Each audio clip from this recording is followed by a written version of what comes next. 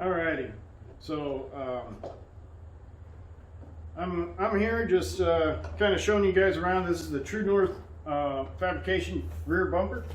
You see a bunch of pieces here on the table that I've already unwrapped. Each one of these pieces comes tiger wrapped.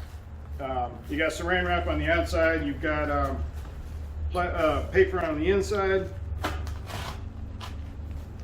and then on some pieces you've got electrical tape holding stuff together so it doesn't rattle around. This is excellent quality.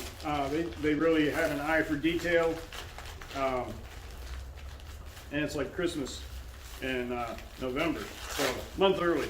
But maybe we should just make it a national pastime. All the stores are filled with Christmas anyway. So as you get unwrapping and everything like that, I'm just laying everything out. But the great part about this kit is the fact that when you look at your edges, everything's deburred for you. There might be a few rough spots, but really, this is really clean metal. It hasn't rusted, obviously, in shipping. And the way that they ship, it doesn't take much time to get to you anyway, so it shouldn't rust. But this is a really much better job than some other companies that I've dealt with when it comes to shipping bumpers. Some of them come on, pallets and they're plastic wrapped, but really that's the end of the story. And then what that creates though is a lot more prep work. You got to make sure that all your edges that you're welding on are nice and clean. You can see that there's a tiny bit of surface rust, but nothing more than you would run into any metal store. You got a bag of very small parts. This is when I was looking through the instructions, this is a lot for the frame mounts, a lot of little edges. But all of your holes are nicely drilled. You've got another bag here for the swing out spindle. Yeah, but this is awesome quality. I really love it. A couple tips when you're setting up your space and you're unboxing everything. So this comes with a parts list. Alrighty. I know they counted it, and I should trust them, but go through and make sure that you've got everything, because the last time, the worst time to find out that you're shorted on a part is when you've got part of it already built. So,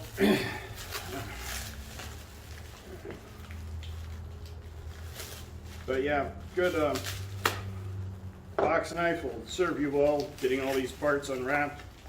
But then again, yeah, I'm really happy to be using my box cutter and to be unwrapping all these parts.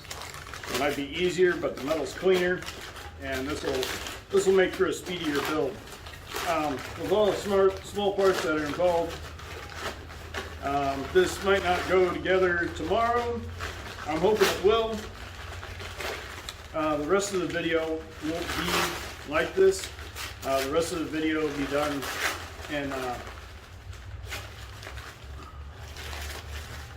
with pictures, just because I'll have the heater on in here because I like to be warm, and yeah, you can't really hear anything, and there's not much to see anyway.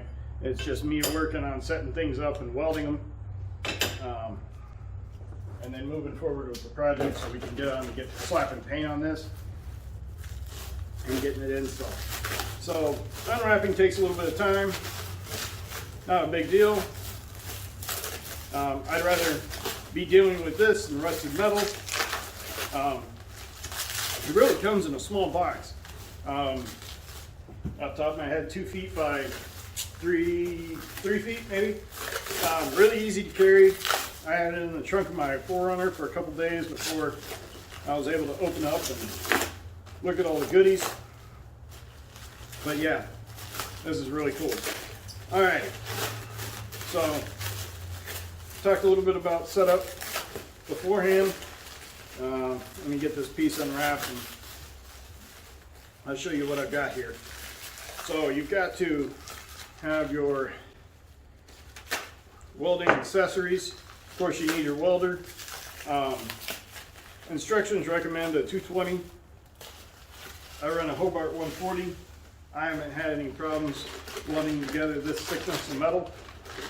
Penetrates just fine. I use flux.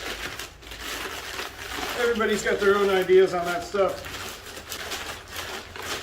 But since I've gone through gear and none of my welds have broken, I'm going to maintain that I'm doing okay. Oh man, this even got plastic on it. All right. Alright, that's some of the pieces for the bumper. Alright, so, of course, you need your welding helmet, gloves, pliers. You're going to need at least one grinder, and a sundry of